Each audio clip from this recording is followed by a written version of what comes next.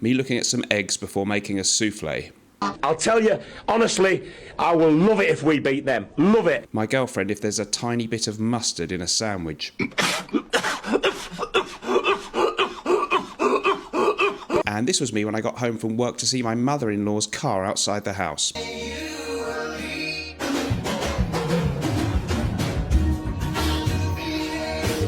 Hello folks, welcome back to the show. Today I'm going to give you top 10 shocking facts about fragrances, the fragrance industry and fragrance influencers. Stay tuned. Before that, if you're looking to buy fragrance samples, my recommended USA-based fragrance sampling site is decantboutique.com. Go there and use the code MrSmelly10 for 10% off a huge range of fragrances. My recommended UK-based fragrance sampling site is fragrancesamplesuk.com. There your code is MrSmelly1977 for 10% off a stunning array of designer and niche scents, both highly recommended by me and linked in the description of this video.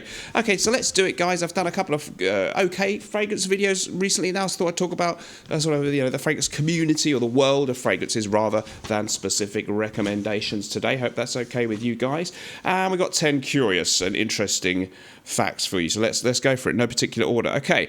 First one then. Note listings. Every fragrance that you are interested in on the brand's website, or if you go on Fragrantica, you can see a note listing: bergamot, clary sage, cardamom, oud, all those kind of things. Okay, they are made up. They can put anything they want in the note listings. They have to put certain ingredients on the back of the box, but as far as the note listing goes, they can say anything they like. They can say there's rose in a fragrance when there isn't anything that really specifically is a rose accord. They can say anything they like whatsoever in a fragrance note listing. So if someone says, brandy is in a fragrance, it doesn't mean they've distilled actual brandy into a tincture. It just means a combination of other accords maybe is reminiscent of brandy. So anything you read in a note listing is not legally binding in any way.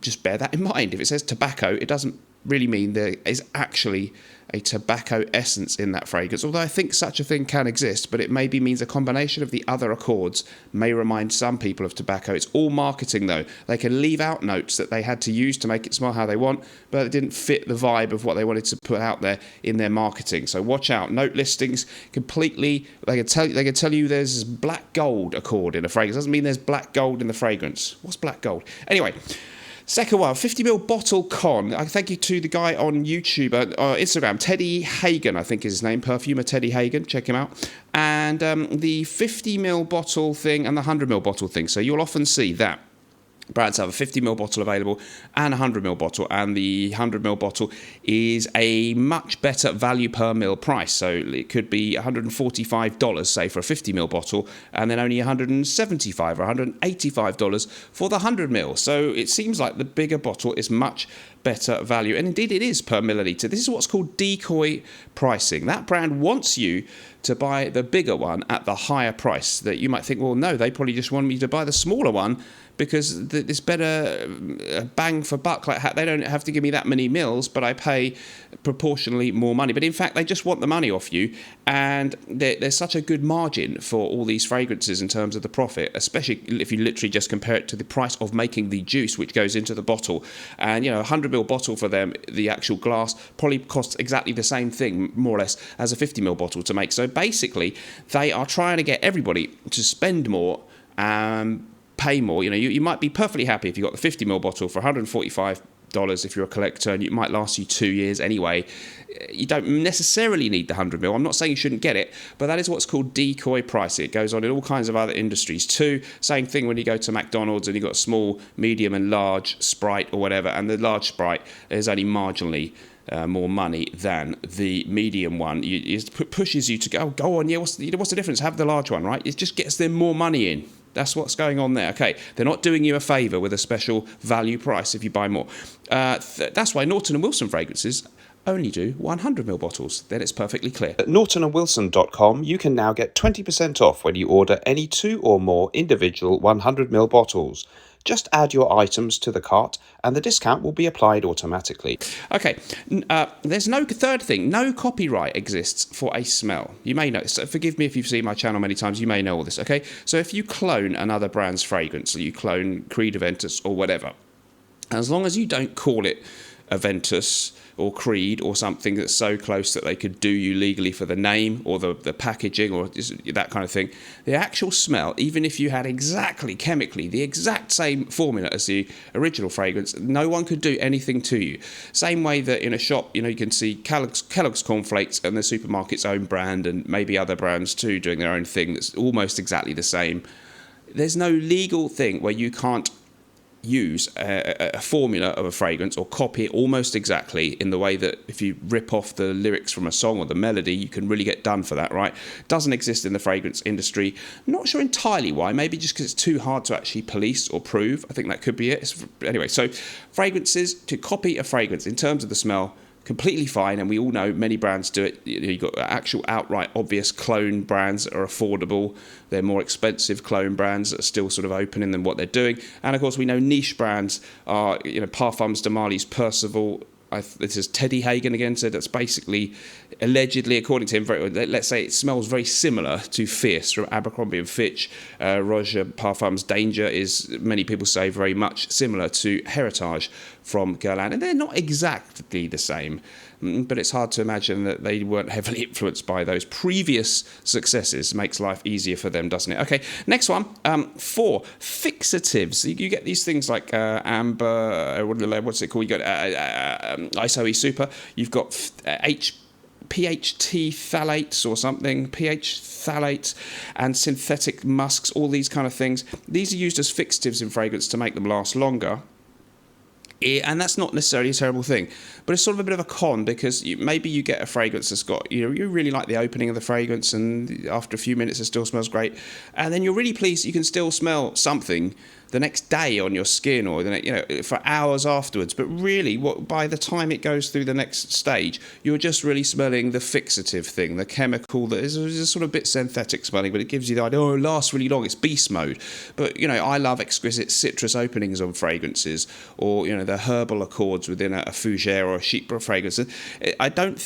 Correct me if I'm wrong. This is all my personal opinion, or I haven't proved any of this with science. I don't think the fixatives actually grab onto those notes, like the lemon opening of fragrance, and make that last longer. It's just that you smell something for longer, which is just a fixative. And also it's very easy for them to put loads of them in a fragrance and and then say, oh wow, it's really highly concentrated at 25%. But it's easy to do that. The fixatives aren't that hard to just bung loads into things, so don't be too conned about these supposedly beast mode modern type fragrances. Number 5 thing that might surprise some of you, I know the more savvy viewers will be well aware of this, so-called niche fragrance brands, in many cases, most of the most famous ones, are not really independent brands. So Byredo, for example, allegedly, I think this is true, but somebody online has said, and I haven't checked it, I have to be honest, I got one source, is owned by Puig.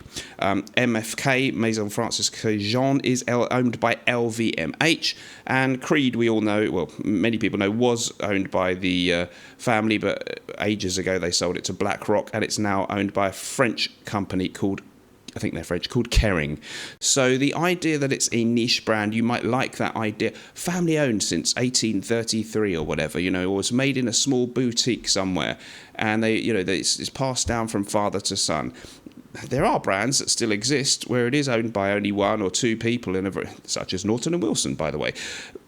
There are many other examples too. Artisanal perfumers still out there, like you could say Papillon. Elizabeth Moore's a perfumer, and the owner of the brand, it's not, as far as I know, hasn't been sold to a bigger conglomerate.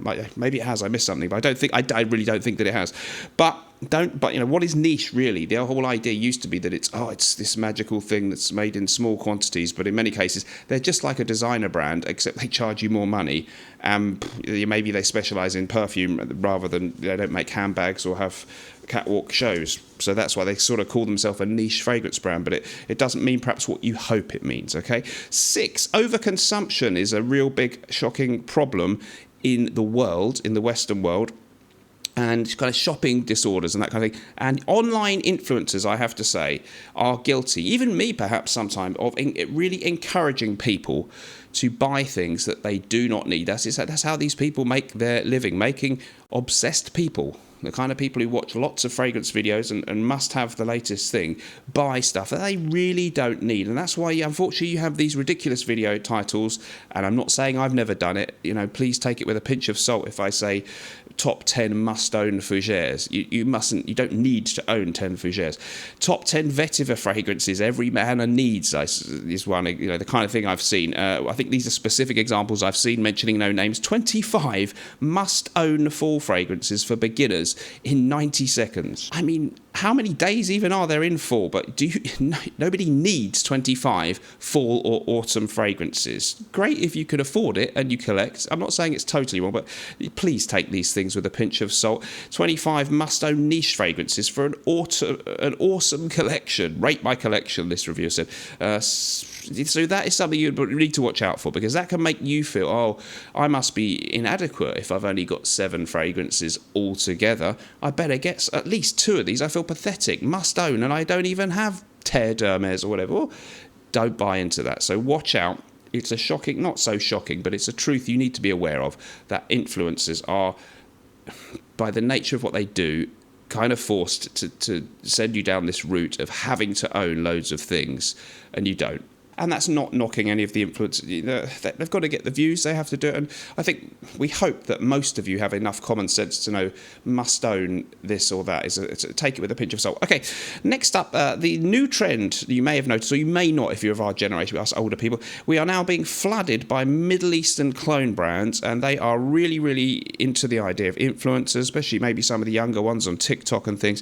And a lot of influencers now are really flooding their content with reviews of Middle Eastern clones, as if we must have the new thing from Rafnal Al-Jani, or I'm making up names, Ahmed Al-Bahani. They're just making video after video about how it's like wow, you got to try this new clone of this Parfums de Bali or whatever, and this is a new trend, and they're pumping big money into this. I can't even imagine that it's an actual win for these brands at this stage, because apparently it seems like they're paying for people to go and visit events in Dubai from Europe or America, which must cost a vast amount of money. So they must be doing it as a long-term strategy to get their foot in the door. Because even some of these people have quite good views, but I can't imagine it's enough for the amounts of money these brands must be spending in some cases to sort of make them do this content. But I obviously don't know the details. So watch out for the crazy world of Middle Eastern clones. I'm not saying never buy one, but it's a little bit strange. This is the new trend. That's probably not a good thing.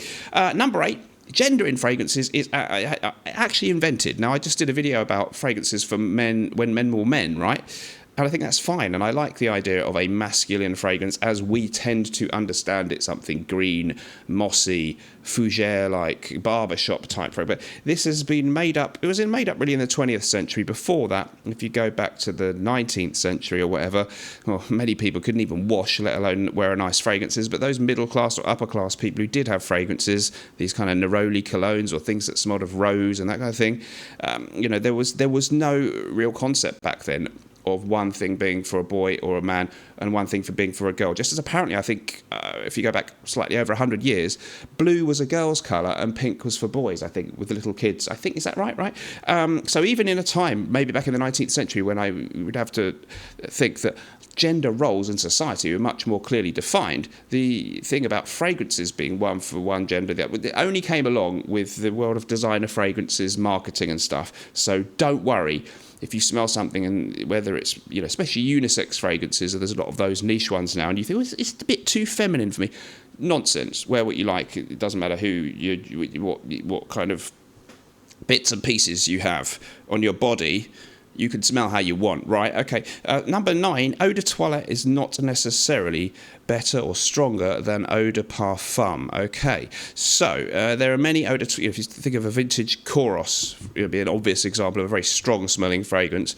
And then if you take modern supposed eau de parfums, maybe Tom Ford, Neroli Portofino eau de parfum, the Koros was way stronger, even though I think, or theoretically, the eau de parfum means a stronger concentration. So eau de toilette is supposed to be the sort of standard. Eau de parfum stronger. Parfum is even more strong. Extrait de parfum, maybe in between the two or something. Cologne is supposed to be weak. Aftershave is supposed to be really weak. I've had people say, well, Acqua di Parma Colonia or Acqua di Parma Colonia Essenza is quite good performance because it's only a cologne. But that's just their brand that calls everything a cologne. I would guess, I don't know, but I'm sure it's concentrated more like an eau de toilette or maybe even eau de parfum, okay? So these labels about, well, that's my 10th point, okay? So just because something... So an eau de toilette, not necessarily... Dior Sauvage, the blue bottle, eau de toilette, really strong as the parfum version or the eau de parfum, just slightly different smell. So don't worry, don't think eau de toilette, eau de parfum's better. Not always the case. Sometimes they often smell different, but they may not be different in the actual strength. It's all to do with marketing. Final point then, it's linked to that, a spin-off from that.